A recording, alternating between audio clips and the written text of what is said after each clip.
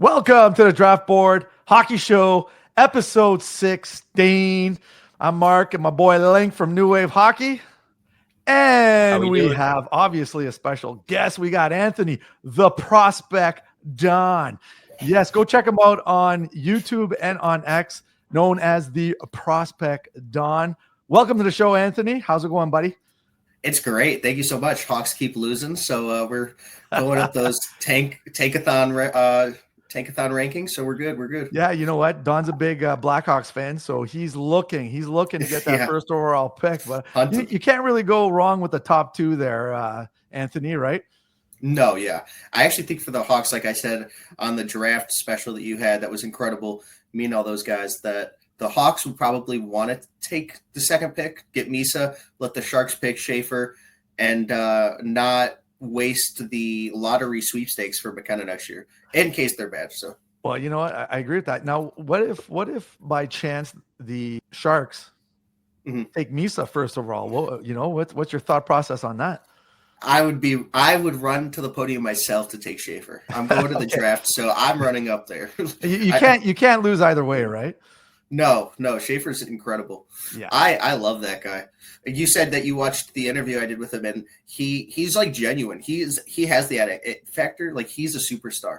Like honestly, legitimately on and off the ice. So it would have been cool if he didn't break his collarbone, because he was the best player in 1.5 games at the tourney. But man, he is incredible. So. Yeah, you know what? I think, like you said, Anthony does a lot of interviews with the prospects. You got to check that out. They're awesome. Yeah. And you can see that Schaefer's a good kid. And Linc and I have talked about when he introduced the starting lineup for the prospect game. You can just tell he's a good kid. You know what I mean? And Linc. We finally got Linc. Linc's a Misa. You got Misa ranked first overall, right? I'm still a Misa fanboy. I think it's incredibly hard to ignore what he's been doing. But I will say, like, even in Schaefer's absence, the margin's still been razor thin for first overall. I will say, Schaefer's Schaefer's my number 2, Misa's my number 1. I think it's really close. I think it's based on kind of personal preference and what I think. Again, when I look at the end of the day, I think of the ceiling of each prospect. I do think like Michael Misa has the potential to really be a star as well. I think they're both have a really good potential to be stars. But going back to what you were saying about Schaefer to Chicago. Honestly, I don't think that's too far fetched. They've been showing with Sam Renzel now up and playing in the lineup, Artem Levshinov. They've got a pretty stacked D-core, but could they add another D-man to their already loaded core? I mean, Kevin Korchinski's already coming up. I've seen it happen. I've seen it projected. So who knows? We'll see. Yeah, what? It's gonna. This draft is gonna be pretty sweet because we don't even know who's gonna go first overall. I mean, hypothetically, we think we do, but like years past, things change, and then the rest of the draft, especially like first rounds, just the whole thing is going to be, it's going to be interesting. It's going to be personal preferences for a lot of teams, or if they're going to be filling up, holes in their system. So yeah, it's gonna be a pretty sweet and exciting draft for sure. Hockey news? Any hockey news, boys? What's going on in and around the leagues? Playoffs. Well, the Saginaw Spirit got bounced. I'm a big follower of the Saginaw Spirit. So, yeah, they got bounced in the first round by Erie, which was kind of surprising without Schaefer. Misa didn't play the last game. They're saying lower back injury of sorts, but I don't know. They're saying lower back injury, but he's playing in the camp for U18s right now. There was some notable – I think the entire camp for Canada has been released as well. And Misa's on it. I'm trying to think of other people from this year are on it, but notably there were some names from next year, and some of them were guys that I put on my list for 2026, including Alessandro Diorio, another Sarnia Sting member, Beckham Edwards. So a lot to look forward to for the U18s. I'm super, super excited. And if Misa's on that squad, that could turn in from a Sweden-dominated tournament to a Sweden-Canada battle, which I'm really looking forward to. The Swedish team put their U18 roster out, and that's a pretty stacked team, actually. Holy moly, that is very stacked. Oh my lord, yeah, that's unreal. That's going to be a fun. This year's tournament is going to be fun because it does have some implications for draft choices, which is going to be big. And then we're going to get to see some of the young players too, the 2026 batch, which are pretty stacked. So yeah, this is the U18's couple weeks, baby. It's going to be wild. It's going to be really exciting. I actually got to talk to Milton Gastrin on Monday, and he said that they're going for gold. Like they think that they have it. Honestly, well, with Canada might be who they're doing. I'm interviewing Love, the goalie for Sweden, on Sunday, so I'm going to ask him about the team too, and if he wins gold, is he going to wear his medal around all over the city or whatever? But that team is stacked, like you were saying. Stenberg, maybe on the second line. I mean, they have everybody. Like they got the Avengers for the Swedish team. Yeah, this is actually going to be a really fun U18. I mean, they always all are, but this is going to be exceptionally fun. Anything else, boys? I got a Gothenburg jersey back there. So that is so sick. Person. He's a great player. Oh my God, he's so, and he was fit. He looked like he really fit up against men. I mean, he's great. And again, talk about Milton Gastrin. That's my boy. I love Milton Gastrin. Well, you know, we're going to talk about risers and fall, or who are favorite, risers or fallers. And yeah, you got a couple that you got chirped on when we did the mock, but that's okay. Hey, oh yeah. No, it makes for good. I think it makes for good. Not only good content, but like I'm a huge fan of Carter Amico. I actually didn't see a lot of people talk about it, so I'm still surprised about that. But yeah, I can't wait to talk about even more prospects that I have a really good opinion upon that I don't think are generally like overly liked. So yeah, we'll see. I think especially in this year, it's very relevant because a lot of teams are going to have their favorites going into the later picks in this first round. So we'll see. Yeah, Ovi got the goal record, so that was awesome to see. Yeah, that is pretty cool actually. I have to admit, when things like records that we don't think are going to be broken get broken, it's pretty neat. Especially when you break any kind of Gretzky record, it's like wow. Actually, Sid the Kid broke Gretzky record, most points per game seasons in a row, 20. So that's right, like.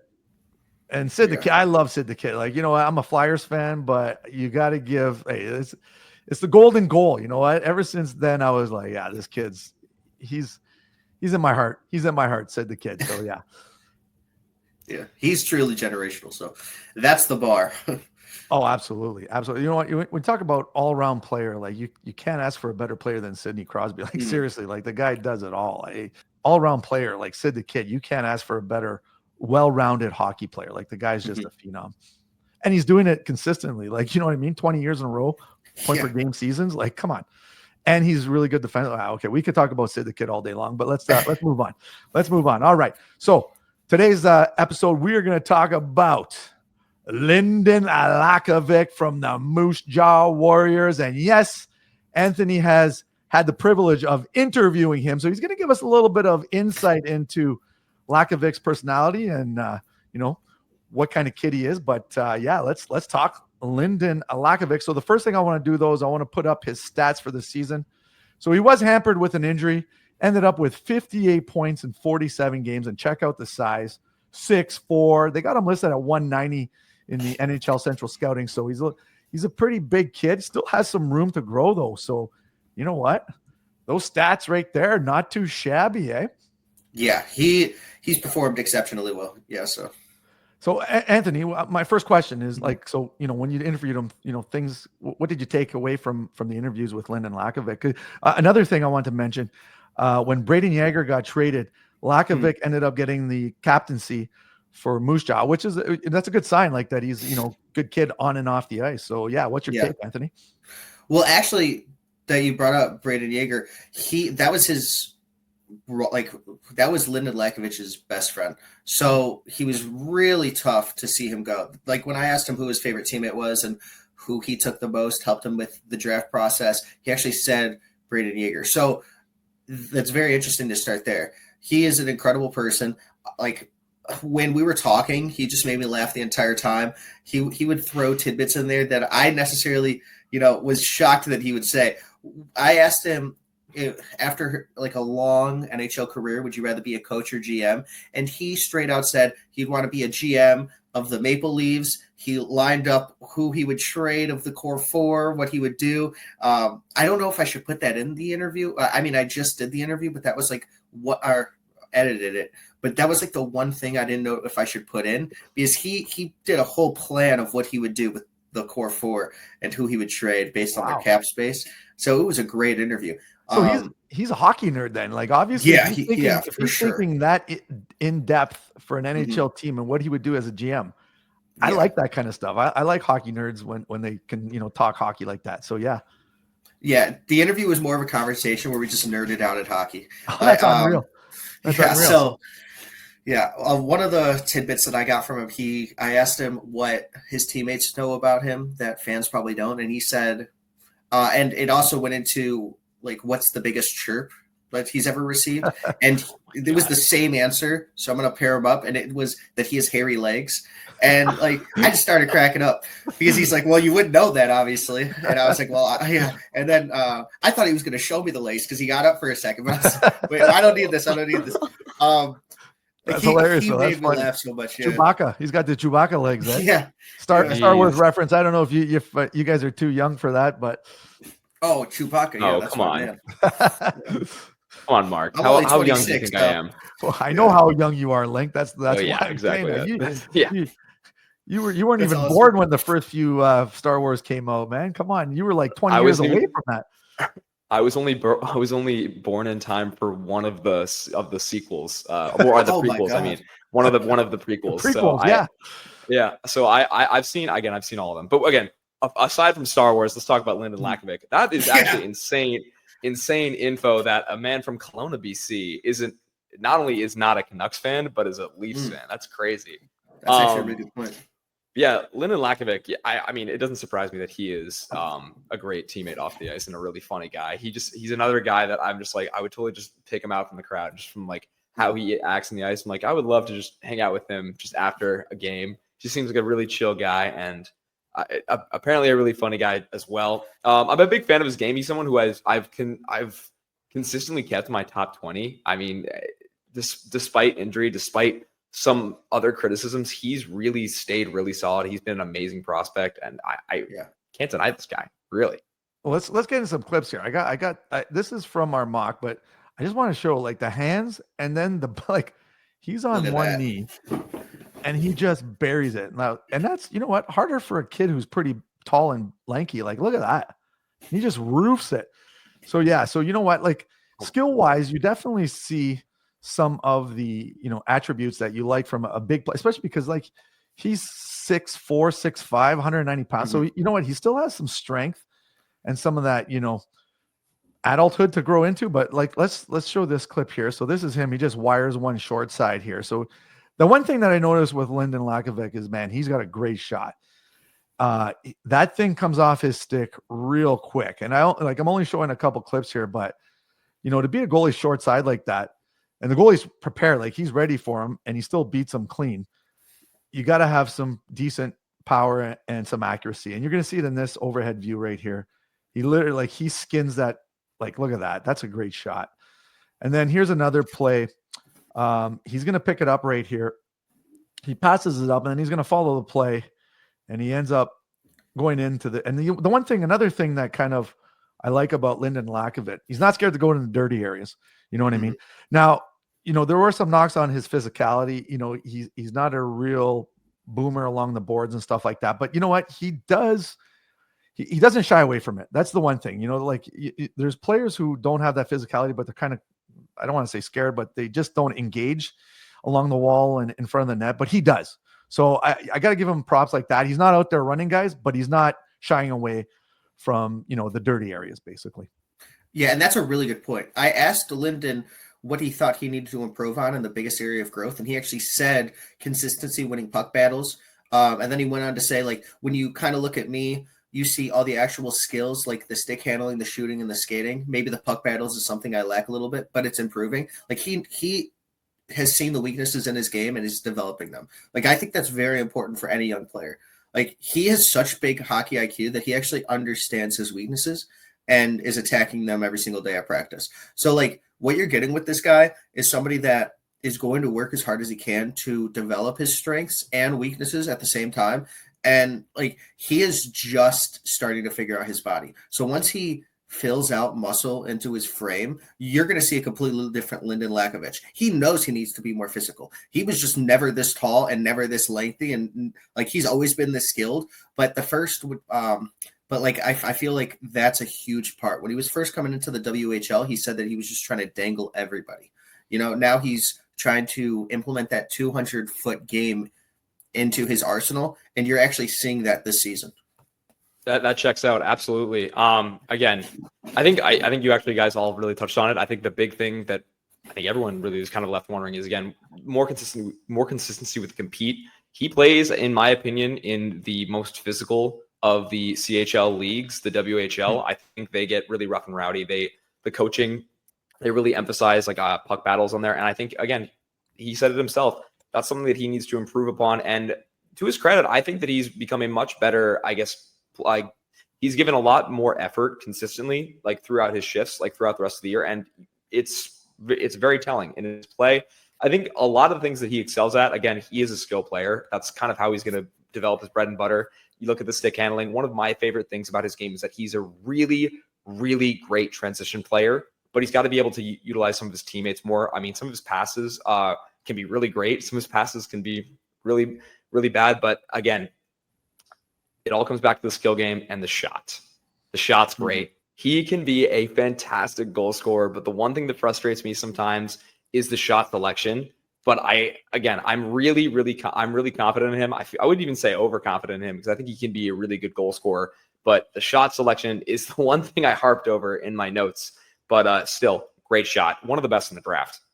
Yeah, oh yeah, for sure. You know what? I agree with that too. And the one thing too is that when Braden Yeager got traded in December, his point production actually didn't drop, and he was just coming back from an injury. So you know what? I got to be impressed. You got to be impressed with those kind of things. Like, the analytics do play a role in this, and his point production remained pretty much the same. So he was over a point a game, and when Yeager left, we're like, how's he going to do that power play? Blah blah blah.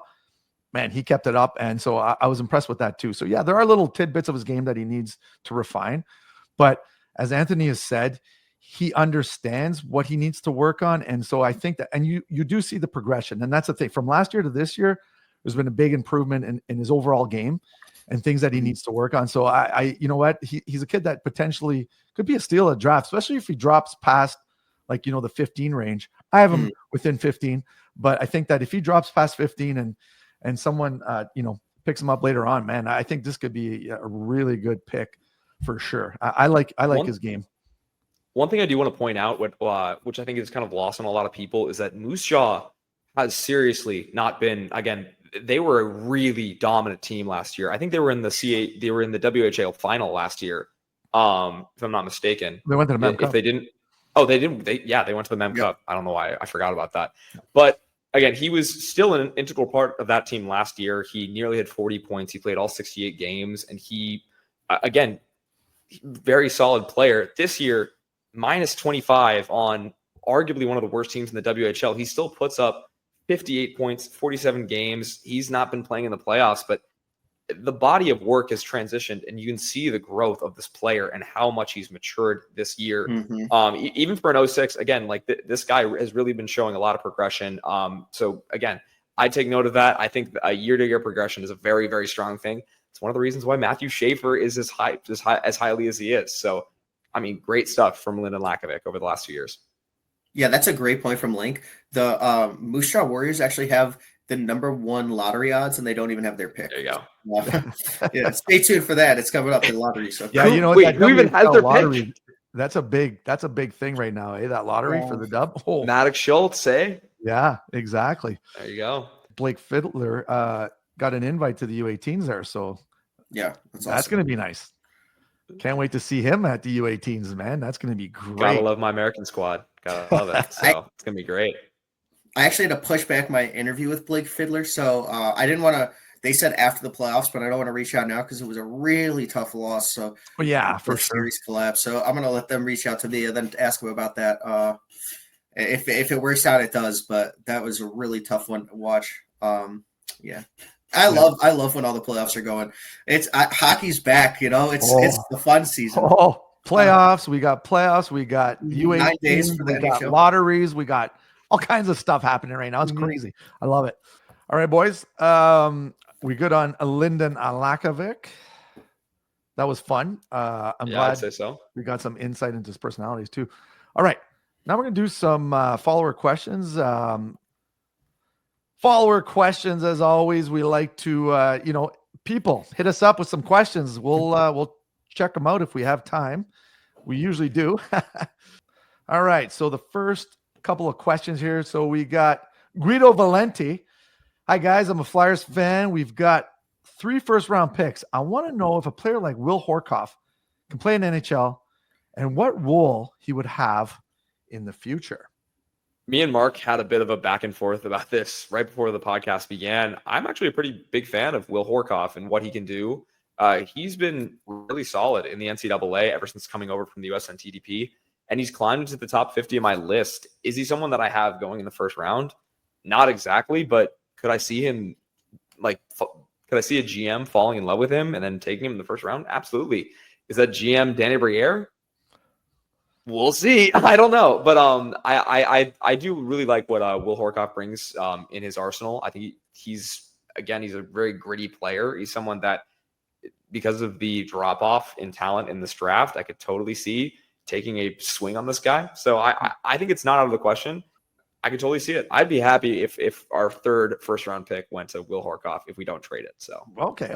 Let me show a clip here of him. I actually downloaded it. So he's along the boards there, along the wall in the corner. He's number 44, big guy, number 44 in front of the net right about now. And you're going to see he's going to pick up the rebound here, and he's going to bury it. So yeah, you know what? I see him like as a power forward. He's a big kid. He's got a little bit of work on his skating to do, but I think he's got that kind of lengthy where he still has some growth to endure. But yeah, I still would say that, I don't know. I think it depends on what the Flyers get with their first 2 picks. If they got like say a half decent forward and then a D, then they might go him. But if they get 2 forwards, and I can't see him being the last pick in the first, just based on I think it's going to depend on where it goes. I have him kind of second roundish in my viewing. That's where I have him. Yeah, most teams have him, or most scouting places have him in the mid to late second round. But THN and Kennedy have him in the first round at 30. So I mean, he's rising a little bit. He's floating. Yeah, he's floating around there. I mean, I don't have an issue with him going late first. I mean, he's a project though for sure. Mm-hmm. Yeah. All right. Next question. We got, maybe you guys could list a few players that you're higher on or lower than on most. Wow. We already know. We already know what Linc is. If you've watched the mock draft, you know who Linc is high on for sure. I'm gonna throw out a guy before we let Linc talk about all the players that he likes, because he's got a bunch that are kind of dark horses. But I got a guy by the name of Carson Cameron, who plays for the Peterborough Petes, and he's right here, the right-handed D. He's got the puck right now.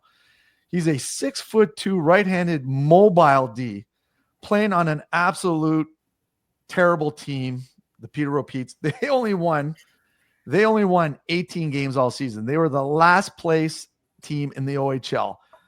And yeah, so you look at his numbers. He had the second most points on the team, on defensive points. And I saw him live a couple times, and he's a really mobile D. The one thing, he skates really well. Got a little edge to his game too. So I think on any other team, hard to say, right? Because he played on such a bad team, but the skating, he's got a little grit to his game. Is the offensive upside there? Probably not, but I could see him being a very solid, and he's a right-hand D. And we all said, we all know that the NHL, they love their right-hand D. So that's one guy that I like. I have him in the second round. He, NHL Central Scouting has him like third, fourth round. I think he could be potentially a second round steal. Linc, you want to talk about your players?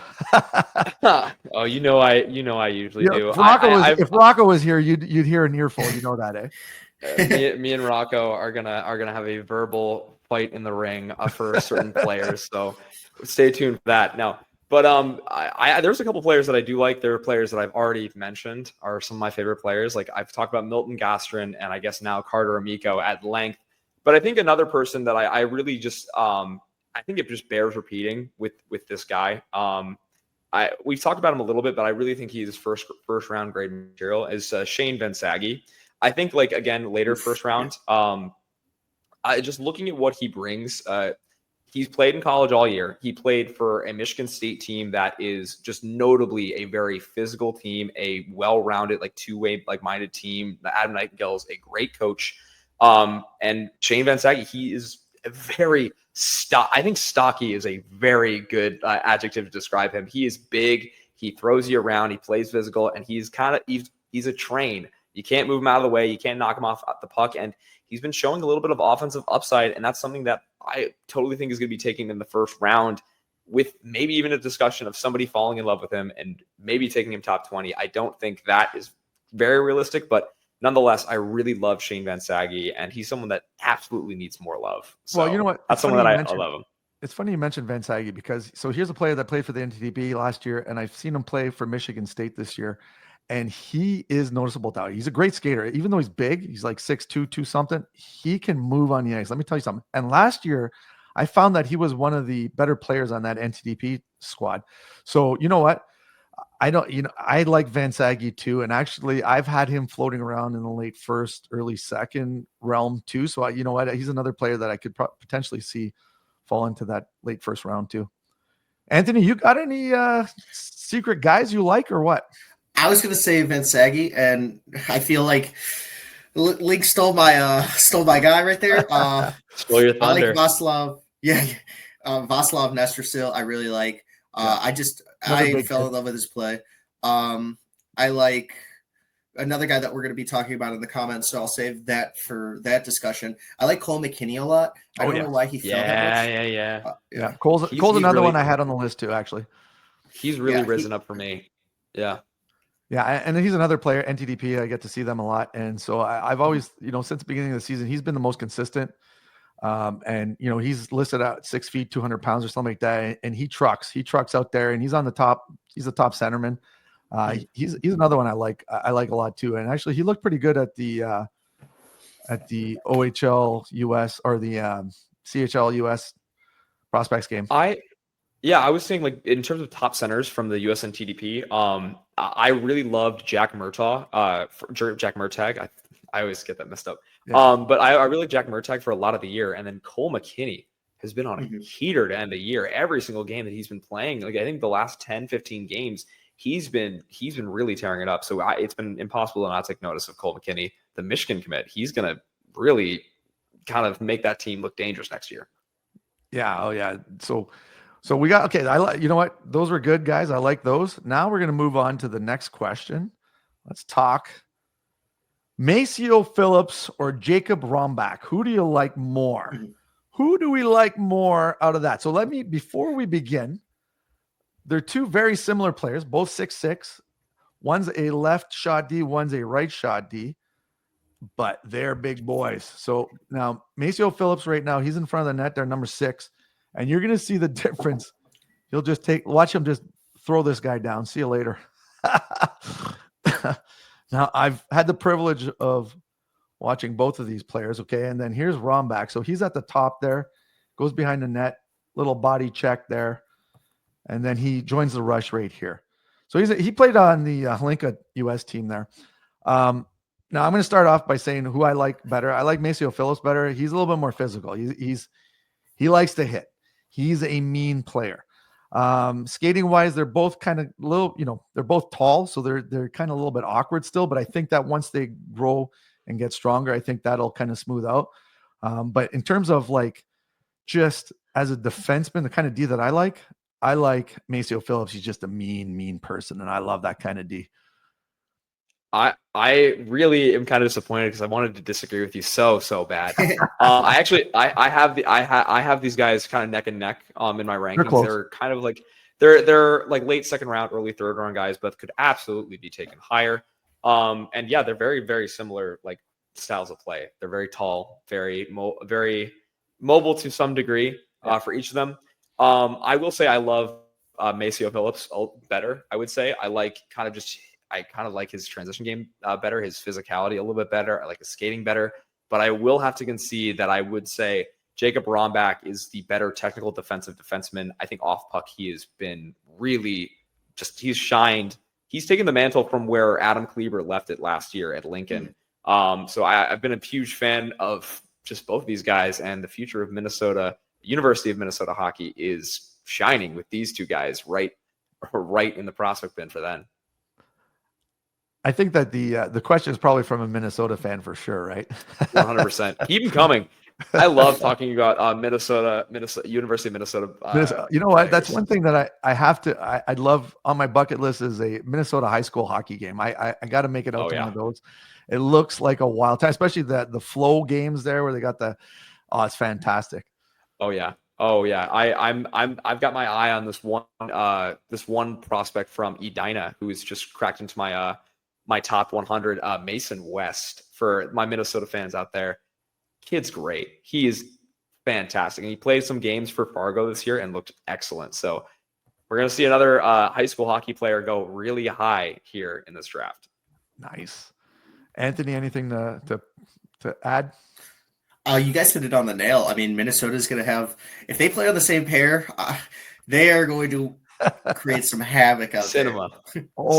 Yeah. That would be phenomenal to see those two 6'6" boys on the back end. Whoa. And not to mention, like, next year, they're going to probably be, a lot of training in the summer and stuff like that. You're going to see a next level, and that would be really scary. Like you said, one's more technical, one's more like physical and kind of a little crazy, I guess you could say. That would be a lot of fun to see on the line. All right, moving on. So these aren't really questions, but more about comments. So this is a bit out there, but I think an episode of you guys building your roster prediction for Team Canada 2026 World Juniors and the US would be a lot of fun. You know what? I think come closer to that, we definitely would talk about that. And then please do an episode on Ben Kindle. Yes. Ben Kindle is on the list. Trust me. It's coming. There's no chance that we're not going to talk about Ben Kindle in the near future. He is a lot of fun. We're going to talk about that. But yeah, World Juniors. I mean, when it gets closer to World Juniors, we'll have to. Linc and I like to talk to USA Canada stuff. U18's coming up. We're going to have some battles there. And it's not going to be much of a battle from my side. I'm not going to lie to you. So, Ben Kindle is going to be very quick. He's going to be here soon. Don't worry. I'm going to still be in Europe by the time we're talking about Ben Kindle. So it'll be very soon. And yeah, in terms of the World Juniors, I have no idea what we're even going to be looking at next year, especially with the cuts we saw this year. So we'll see. Team Canada or US? To Team Canada. I think the US is going to be, again, we're losing cuts, more not and even more the talent. invitations. We didn't even get the right invites, let alone the cuts. Jeez. Anthony, to the wrong house. Have you interviewed Ben Kindle yet? No. I have interviewed a Ben K, which is Ben Kavan, but not him. Yeah. Kevin, sorry. Yeah. Boy. Yeah. Well, hopefully if you get a chance to do Kindle, let us know. We'll chat. Yeah, for sure. I'll be watching every episode. Yeah, you know what? Let's do it, boys. So what do you think? That's it for today. What an episode, Anthony. The Prospect Don. Go check him out on YouTube and X. The Prospect Don. Great stuff. Lots of interviews from him. You got to check those out. And obviously, my boy Linc, New Wave Hockey. Check out his stuff. Hey, how's it going there with the top 96 or 100? What are you doing there? You lose me every time. Top 100's coming out next. Top 100's coming out next weekend. I just published a 2026 ranking like a week ago, and again, it's final season here in Denmark. So try to balance it all. But the video will be out next weekend along with an article. So we're getting that all working on. So beauty. Hey boys, thanks for a great show as always, and we'll be reconvening in the future, one way or the other, mock or players or whatever. But that's it for today. Thanks for watching, everyone, and we'll see you soon. Cheers.